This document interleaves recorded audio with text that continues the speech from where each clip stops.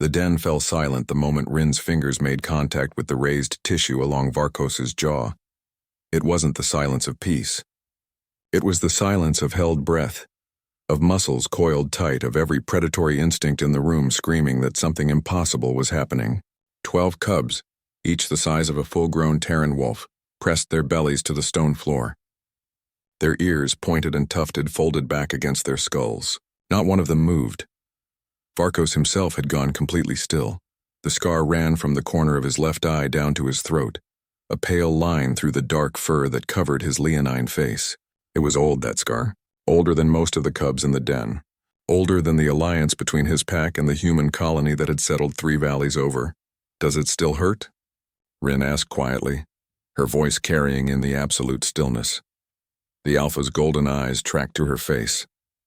They were eyes that had seen battle, had made decisions that cost lives, had stared down challengers and threats beyond counting. Eyes that could freeze a grown warrior in their tracks. Rin met them without flinching. "No," Varkos rumbled, his voice like distant thunder. "Not for many seasons." "Good." Her thumb traced the scar's path with impossible gentleness. "I was worried the cold might make old wounds ache. Winter's coming early this year." Behind them, one of the younger cubs, Rin thought his name was Kelric, made a sound somewhere between a whimper and a confused growl. His mother, Shira, cuffed him silent without taking her eyes off the human. The thing was, every creature in that den understood what Rin was doing. What she was actually doing. Scars in Varkos's species were sacred. They were stories written in flesh, proof of survival, markers of status. The deeper the scar, the greater the tale. And Varkos's scars were legend.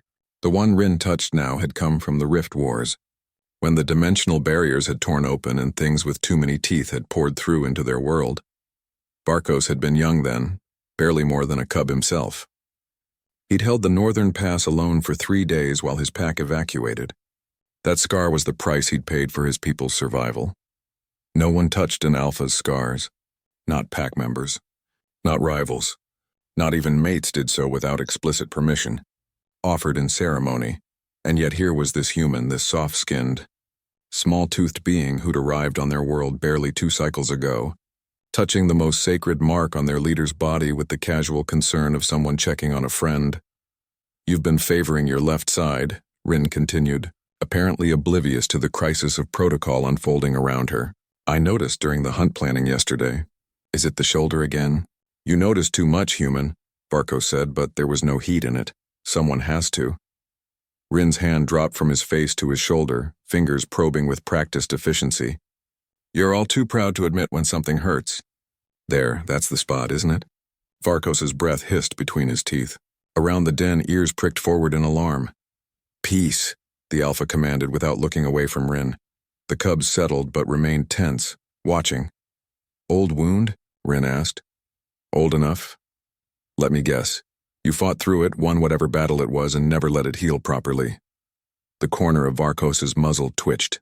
Among his kind, it was the equivalent of a smile. "You describe every warrior I've ever known. That's because warriors are universally terrible patients." Rin stepped back, hands on her hips. "I'm making you a warming poultice. Don't argue.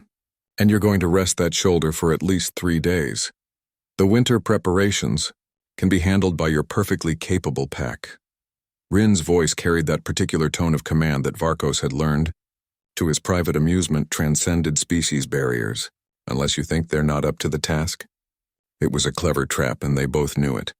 To protest would be to insult his pack's capabilities. 3 days, Varkos agreed. Rin nodded, satisfied, and turned to leave. She made it 2 steps before Shira's voice stopped her. "Human." The female's tone was careful, confused. Why are we allowing this?" Rin turned back, genuine puzzlement on her face. "Allowing what?" "You touched the Alpha's scar." Kelric had found his courage, speaking up from his place on the floor. "No one touches the Alpha's scars. It's forbidden. He struggled for words. "It's wrong." Understanding dawned on Rin's face. She looked at Varkos, who remained silent, watching her with those ancient golden eyes. "Oh," she said softly. I'm sorry.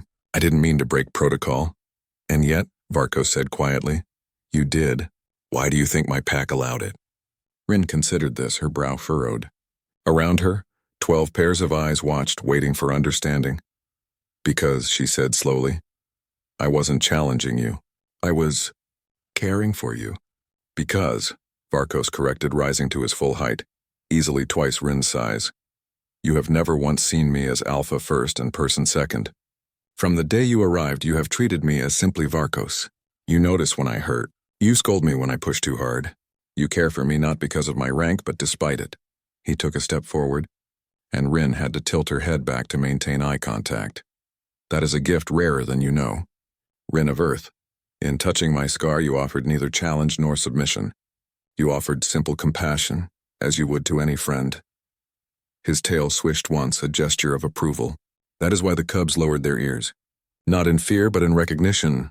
Recognition of what? Rin asked. That humans, Varkos said, understand something we sometimes forget. That strength and vulnerability can exist in the same moment. That care is not weakness. He glanced at his pack, his cubs, his family. They see now what I learned long ago.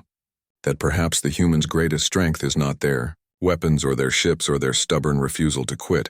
He looked back at Rin. It's their ability to see the person behind the scar.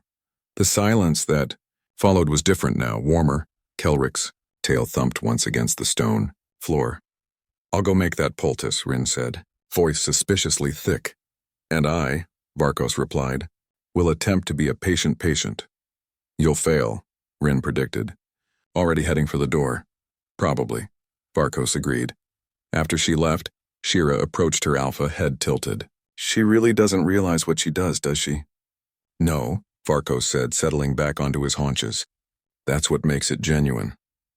Outside, winter's first snow began to fall, but inside the den, something warmer than fire had taken root.